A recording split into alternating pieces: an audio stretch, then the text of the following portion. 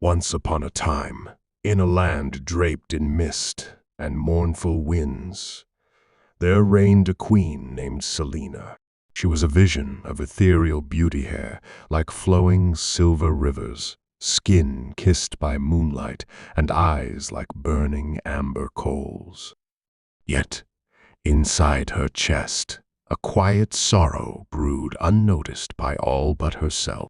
As a child, Selina had laughed without fear, had danced barefoot in palace gardens, and had believed with a pure, stubborn heart that good always triumphed. But the weight of the crown, when it finally settled on her head, crushed that innocence into dust. At first, her faults were mere whispers in her soul. She told herself, "I'll rest just this once," when she neglected the counsel. "I'll take just a little more," when she demanded gold for another grand feast. "I am still good," she whispered when jealousy flared against foreign queens more beloved than she. But slowly, those whispers became chains. Selina became lazy, greedy, envious, proud, and most dangerously, a liar to herself. The kingdom rotted in her shadow. Fields that once burst with golden wheat now lay fallow. Fishermen cursed empty nets. Children wept hollow cries into the twilight. And the castle halls, once filled with music, echoed only her lonely footsteps. In the cold mirror of her private chambers, Selina stared at herself, beautiful, regal, and yet feeling hollowed out like a tree rotten at the core. One bitter winter night, as the frost licked the windows, a figure cloaked in ragged black appeared at the palace gates. It was the sorceress, Myra, her face a map of wrinkles, her voice cracked like old wood. Standing before Selina's golden throne, Myra spoke not with anger, but with sadness that wrapped around Selina's heart like icy fingers. "You are killing your kingdom with your own hands. You are killing yourself." The words struck Selina harder than any sword could. But pride, the cruelest of her habits, forced a mocking laugh from her lips. "Begone, old crone. I have no need for prophecies." Myra's eyes shimmered, not with malice, but with grief. "You have until the last full moon. If you do not change, you will rule over ashes, and you will suffer every breath of it." Selina waved her hand dismissively. The court laughed. The torches hissed in the damp halls. But when night fell, the dreams began.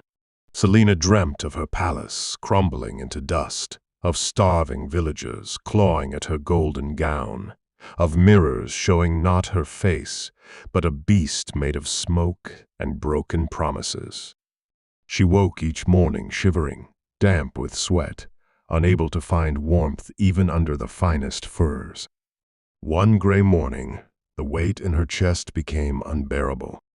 Draped in a simple cloak, hiding her silver hair beneath a hood, she slipped out of the castle gates. The winter wind cut her cheeks, the mud clung to her boots.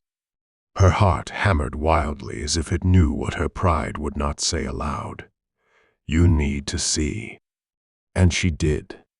She saw hunger devouring children's laughter. She saw fathers breaking under impossible taxes.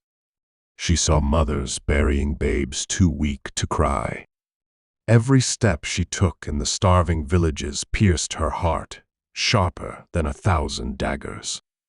Near a dying fire, a small girl, her dress no more than rags, her bones sharp against her skin, toddled up to Selina and held out a crust of bread, a gift.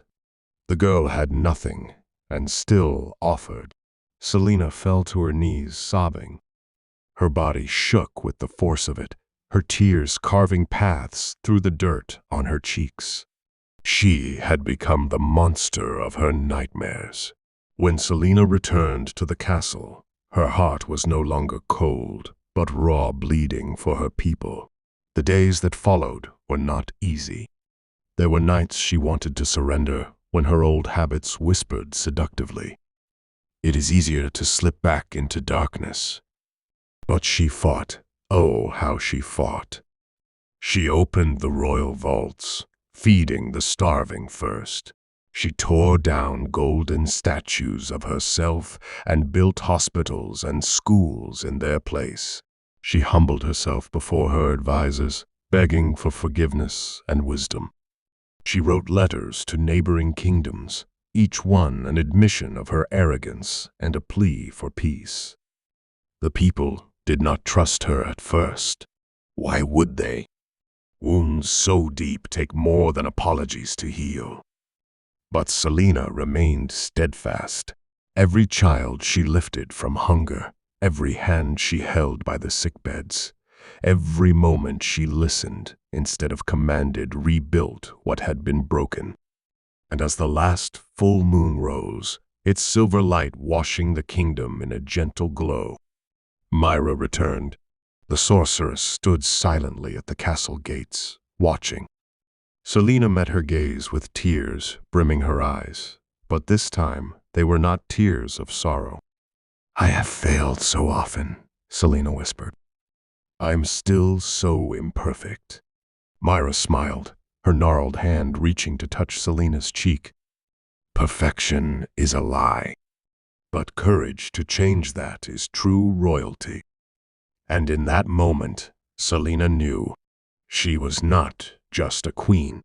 She was a symbol of hope, of redemption, of the truth that even a heart buried under bad habits can rise again, more beautiful for its scars.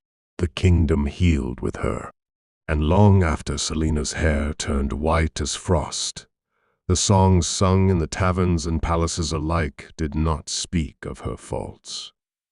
They spoke of her bravery to face them, for she had proven that even in the deepest darkness, a soul can find its way to the dawn.